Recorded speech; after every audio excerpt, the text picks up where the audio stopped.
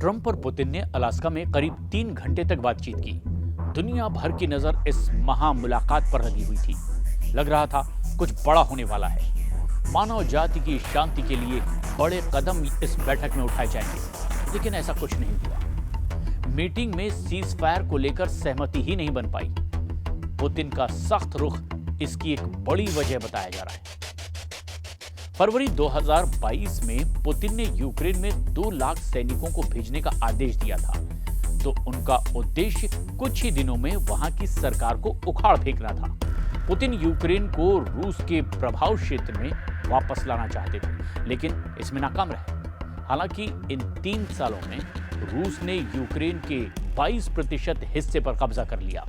रूसी नेता लंबे वक्त से यूक्रेन के अस्तित्व के अधिकार पर सवाल खड़े करते रहे और दावा करते रहे कि 1917 में साम्यवादी क्रांति के बाद आधुनिक यूक्रेन की नींव रूस ने ही रखी थी। यूक्रेन के लोगों से प्यार, लेकिन ज़ेलेंस्की से नाराजगी। पुतिन ने 2021 में कहा था कि रूसी और यूक्रेनियन एक ही लोग थे। साथ ही साथ यूक्रेन को अपना राज्य भी बताया था।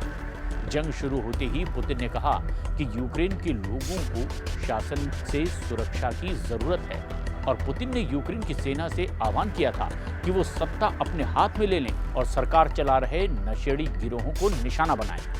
पुतिन ज़ेलेंस्की की सरकार को उखाड़ फेंकना चाहते हैं। पुतिन चाहते हैं कि यूक्रेन से जंग उनकी शर्तों पर रुके।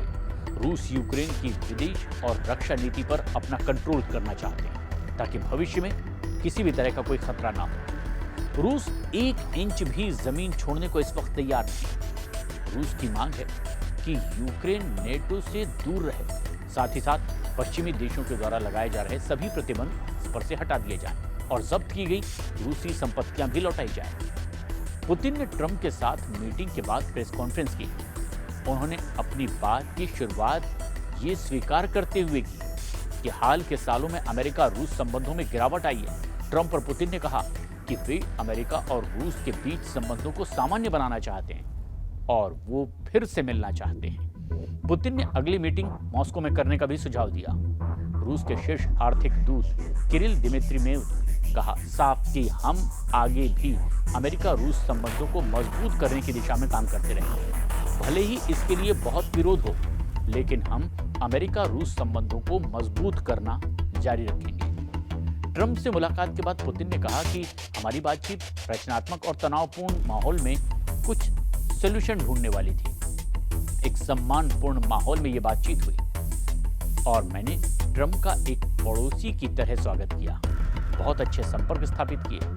पुतिन ने कहा कि यूक्रेन संघर्ष मुख्य विषयों में से एक था और इस बात पर जोर दिया कि रूस ने यूक्रेनी लोगों को हमेशा से भाईचारे वाला माना है। जंग के सभी वजहों को खत्म करना भी बहुत जरूरी बताया। यूक्रेन की सुरक्षा निश्चित रूप से सुनिश्चित की जानी चाहिए और हम इस पर काम करने के लिए तैयार भी हैं। हालांकि दावा किया जा रहा है कि ट्रंप और पुतिन की मीटिंग तनावपूर्ण माहौल में हुई है।